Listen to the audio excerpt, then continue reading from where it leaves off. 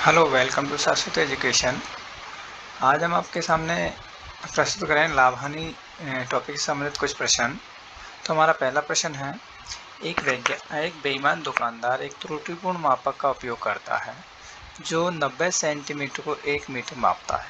मतलब वो मापने में बेईमानी करता है। वास्तविक लाभ प्रतिशत बताइए यदि वह केवल 10% लाभ पर बेचने का दावा करता है। तो मान लिया हमने इसका जो क्रय मूल्य है तो माना 1 मीटर, तो हमने मान लिया कि 1 मीटर का क्रय मूल्य बराबर 100 रुपये है। अब वो मापने में 90 सेंटीमीटर को मापता है, तो 90 सेंटीमीटर का जो विक्रय मूल्य है वो 10% लाभ कमा रहा है, मतलब 110 रुपये वो बता रहा है। तो उसका लाभ कितना हो गया? तो हम कह सकते हैं 90 सेंटीमीटर जो क्रय मूल्य होगा वो 90 रुपये होगा। तो लाभ हो जाएगा, लाभ बराबर 110 माइनस 90 बराबर 20 रुपये। तो 20 रुपये लाभ है कितने पे? 90 रुपये पे। तो लाभ प्रतिशत हो जाएगा, तो आप कह सकते हो लाभ प्रतिशत बराबर 20/90 इंटू 100। इसको हम सॉल्व करेंगे तो ये 22.22% आता है। तो हम कह सकते हैं कि ऑप्शन डी हमारा करेक्ट आंसर है। तो वो एक्चुअल जो लाभ होगा उसका 22.22% होगा, जबकि वो केवल 10% लाभ का ही दावा करता है। अगला क्वेश्चन देखते हैं। एक विक्रेता 5% की हानि पर कपड़ा बेचने का विज्ञापन करता है, लेकिन एक गलत नाप का प्रयोग करके वह असल में 20% का लाभ कमा लेता है। तो उस माप की लगभग लंबाई क्या होगी? तो हमें नाप की लंबाई निकालनी है। तो मान लिया हमने जब उस नाप की लंबाई x है, तो माना माप की लंबाई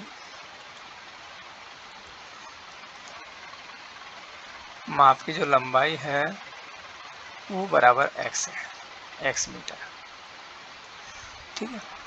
और जो क्रय मूल्य है कपड़े का वो है क्रय मूल्य दर है, क्रय मूल्य दर बराबर 100 रुपये प्रति मीटर हमने मान लिया है।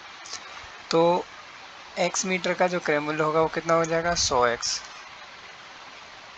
ठीक है। प्लस वो 20% लाभ कमा रहा है। लाभ कितना है? 20%। तो 120/100x बराबर वो 5% की हानि बता रहा है। तो हम कह सकते हैं कि 95 रुपये होगा इसका विक्रय मूल्य। तो यहाँ से हम कह सकते हैं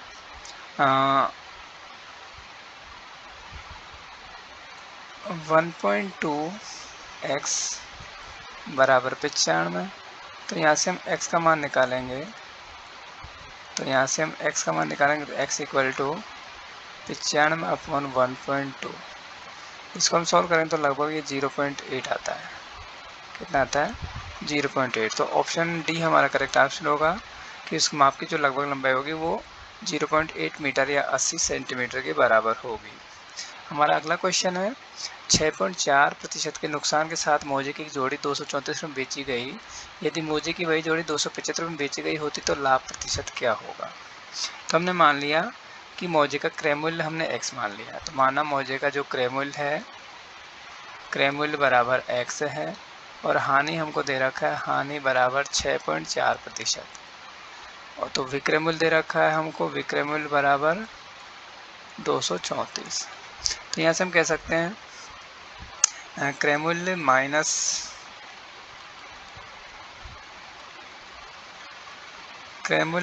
विक्रय मूल्य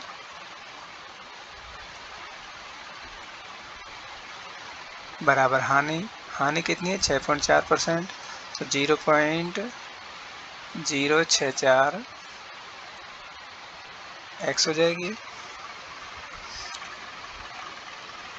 तो यहाँ से हम x का मान निकालेंगे तो x इक्वल टू हमारे पास आ जाएगा 234/0.936।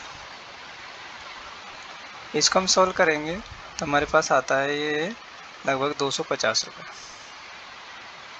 कितना आता है? 250 रुपये। तो इसका क्रय मूल्य हो गया 250 रुपये। अब देखो हमारे पास विक्रय मूल्य दे रखा है 275 अब हमें विक्रय मूल्य बराबर 275 यूज करना है, क्रय मूल्य 250 है, तो लाभ हो जाएगा लाभ बराबर 25 रुपये। तो लाभ प्रतिशत हम निकालेंगे तो 25/250 इंटू 100 बराबर 10% लाभ आता है। तो ऑप्शन ए हमारा करेक्ट आंसर होगा। अगला क्वेश्चन हम देखते हैं। अरुण 2 टीवी सेट में से प्रत्येक को 6,000 रुपये में बेचता है। एक पर उसे 20% का लाभ होता है और दूसरे पर 20% की हानि होती है, तो अरुण का कुल कितना लाभ या हानि हुई? तो यहाँ पे हम निकालेंगे तो पहले जो सेट है टीवी सेट, उस पर उसका क्रय मूल्य निकालेंगे। तो पहले का क्रय मूल्य, तो पहले सेट का, तो आप कह सकते हो पहले टीवी सेट का क्रय मूल्य बराबर 6,000 विक्रय मूल्य है और इस पर 20% का लाभ हो रहा है, तो 6,000 गुणा 100/120 करेंगे तो ये आता है 5,000 रुपये। इस तरह से दूसरे टीवी का क्रय मूल्य बराबर 6,000 इंटू 100 अब इसमें 20% की हानि होती है तो 80 हो जाएगा, तो इसका वैल्यू आता है 7,500 रुपये। तो कुल क्रय मूल्य हो गया, कुल क्रय मूल्य जो होगा वो हो जाएगा 5,000 प्लस 7,500 12,500 हो गया। विक्रय मूल्य 12,000 रुपये है, तो हानि कितनी हो गई? बराबर 500 रुपये हानि हो गई। कितने? 500 रुपये हानि।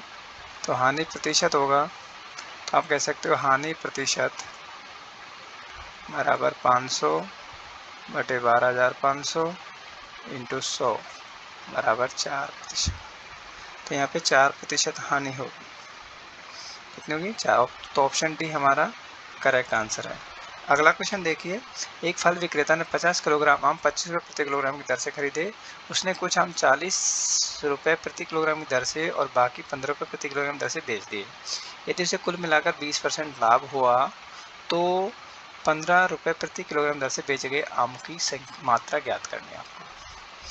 तो आम का क्रय मूल्य हम निकालेंगे तो 50 किलो आम किससे? 25 के भाव से खरीदे, तो क्रय मूल्य हो जाएगा, आप कह सकते हो क्रय मूल्य बराबर 50 गुणा 25। तो 50 गुणा 25 करेंगे तो ये हमारे पास आ जाएगा 1250 रुपये।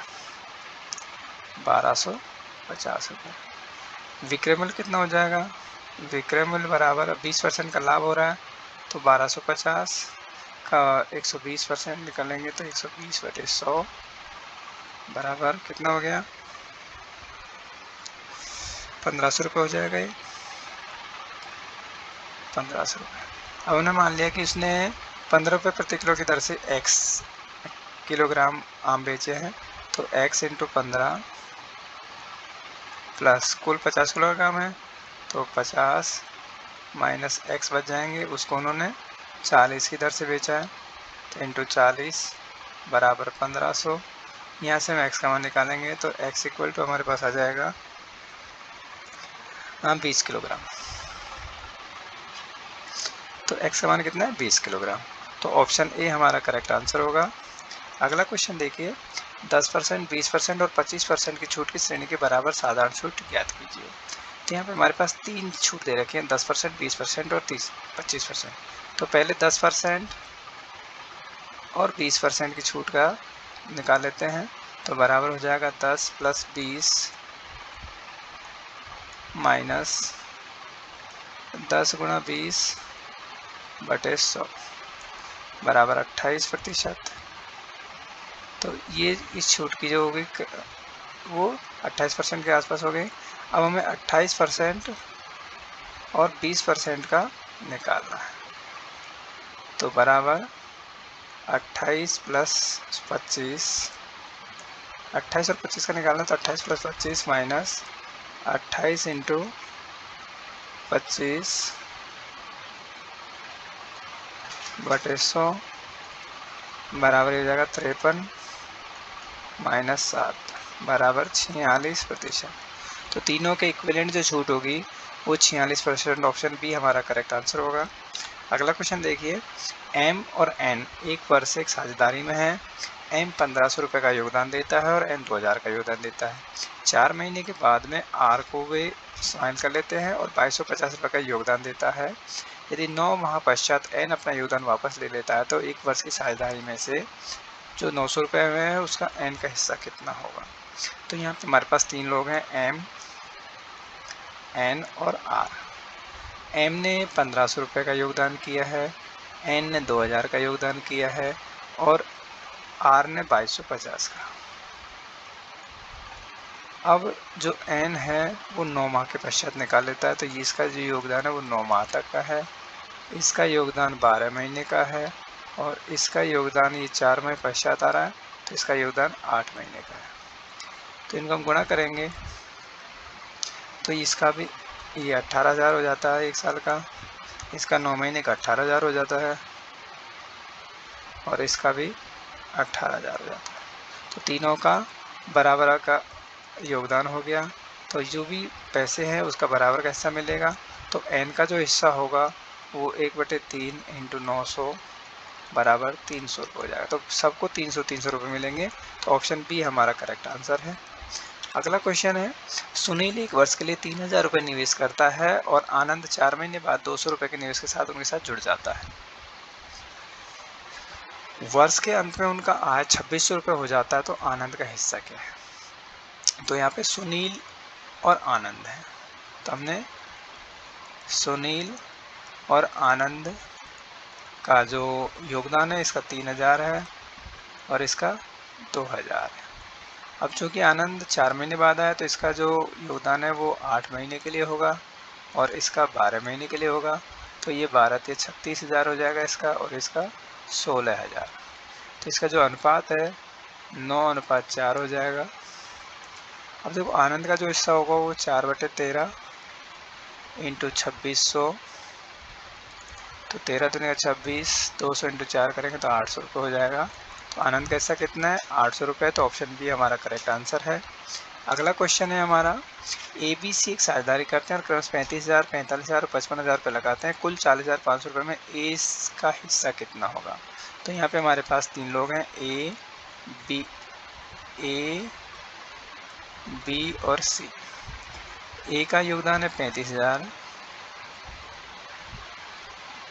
बी का योगदान 45,000 और सी का योगदान है 55,000।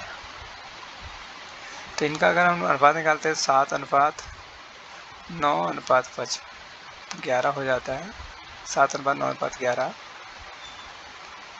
और ये पूरे साल भर के लिए है तो इसी अनुपात में रहेगा। तो जो भी हमारा ए का हिस्सा है तो ए का हिस्सा हो जाएगा 7/11 × 27 × 40,500। तो इसको हम सॉल्व करेंगे तो ये 10,500 आता है। तो ए का हिस्सा कितना होगा, 10,500 रुपये। ऑप्शन ए हमारा करेक्ट आंसर होगा। अगला हमारा क्वेश्चन है, ए और बी ने भागीदारी में एक व्यापार शुरू किया जिसमें दोनों ने क्रमशः 30,000 और 25,000 का निवेश किया। 6 महीने बाद सी 40,000 के साथ उनके साथ जुड़ जाता है। तो व्यापार के आरंभ से 2 वर्ष के अंत में 34,000 के कुल लाभ में सी का हिस्सा क्या होगा। तो यहाँ पे हमारे पास ए बी सी 3 लोग हैं, ए बी और सी। ए का जो पूंजी है वो 30,000 है, बी का पूंजी 25,000 है और सी का पूंजी 40,000 है। अगर इनका हम अनुपात निकालेंगे तो ये 6:5:8 के अनुपात में है। ये राशि 24 महीने के लिए है, ये राशि भी 24 महीने के लिए और ये राशि 6 महीने बाद लगा तो ये 18 महीने के लिए है। तो इनका हम सॉल्व करेंगे तो 6 × 24 144 होता है, ये 120 होता है और ये 144 होता है। तो यहाँ से हमें सी का हिस्सा निकालना है। तो सी का हिस्सा हो जाएगा 144/144 + 120 + 144 इंटू कितने में से, 34,000 में से, तो इंटू 34,000 कर देंगे और इसको हम सॉल्व करते हैं तो ये वैल्यू आती है 12,000 रुपये। कितना आता है, 12,000 रुपये। तो हम कह सकते हैं कि जो सी का जो हिस्सा होगा 12,000। तो ऑप्शन बी हमारा करेक्ट आंसर होगा। आई थिंक ये वीडियो आपको पसंद आया होगा, और इसी तरह की वीडियोस पाने के लिए आप हमारे चैनल को सब्सक्राइब कर लें और आप बेल आइकन को दबा लें, ताकि जब भी हम वीडियो अपलोड करें आपको सूचना पहुंचाए। धन्यवाद।